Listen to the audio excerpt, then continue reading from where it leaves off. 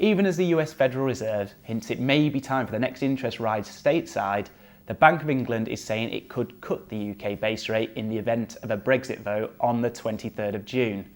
And even if that doesn't happen, the market still only expects the first increase in British headline borrowing to come in 2018 or even 2019. Low returns on cash tend to mean low bond yields too, especially on government paper, also known as gilts. So the search for a decent and importantly reliable income becomes even more crucial for many investors.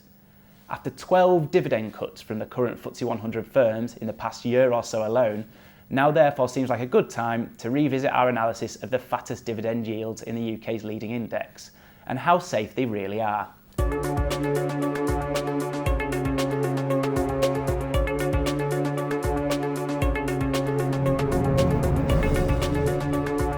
Hello, I'm Tom Selby, AJ Bell's Senior Analyst, and in this week's edition of our regular markets review, Breaking the Mould, we're looking at the yield on the UK equity market and how to work out whether the forecast payments for the nation's biggest firms are safe, or in some cases may not be safe. So let's start with the dividend yield on the FTSE 100, the UK's blue chip index. As I sit here at the moment, it's around 4% for 2016, based on aggregate consensus analysts' earnings forecasts. That beats cash in the banks and also the 1.41% on offer from the UK 10-year gilt. That 2.6% or 260 basis point premium yield over gilts may tempt some income-focused investors, but as always, potential reward must be balanced with potential risk. If you're getting a higher yield, you need to ask yourself why that's the case, and higher risk is one potential reason. The ultimate risk is the dividend forecast proved too optimistic and the payments do not meet the forecast 5% aggregate growth for 2016, or, much worse, a cut. Again, last year saw 12 current members of the FTSE 100 firms chop their dividend, and on average, over the past year, their share prices have plummeted by 36%.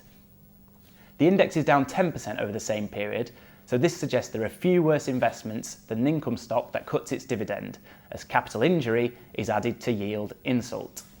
There are now two issues that you need to consider. First, which stocks and sectors are the highest yielders? And second, which stocks are the biggest actual cash contributors to the FTSE 100 dividend pile, which analysts think in aggregate will come to just over £71 billion, by the way. And in each case, you need to importantly check dividend cover.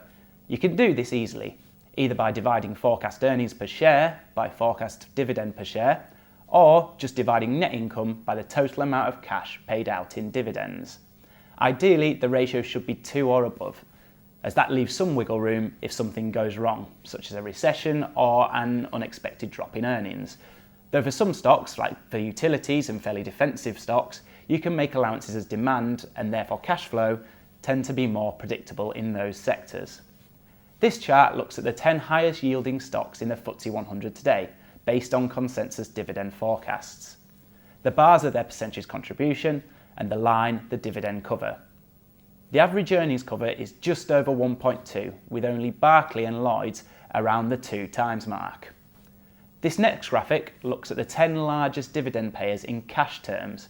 Between them, they're expected to hand over 56% of all distributions this year. The bars are their percentage contribution and the line shows their dividend cover. The average earnings cover is again just 1.2, but with only BT and Lloyds up near that magic 2 times threshold we talked about earlier. On the face of it, this doesn't look great. If there's an unexpected economic shock, dividends could be really exposed. Firms may need to find another source of cash, like debt or disposals, to see them through. And in a worst case scenario, they may even look to cut the dividend. However, it's worth noting that HSBC, BP and Shell, to name just 3 companies, have all seen their bosses target unchanged dividends for 2016 at the very least, so they won't give up without a fight.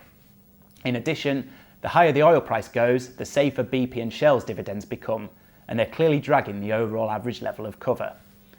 In addition, among the biggest payers, Lloyds is expected to grow its dividend at a healthy clip, both this year and next. BAT and National Grid have pretty solid cash flows. So it isn't all doom and gloom for income hunters, but if anyone is looking for decent yields from individual stocks, then this exercise shows the importance of doing your research, checking dividend cover, cash flows, and importantly, balance sheets as well. If that's too much for you, then you can always turn to an income fund manager, a subject to which we will return in the future. Thank you very much for watching, and I look forward to seeing you next time.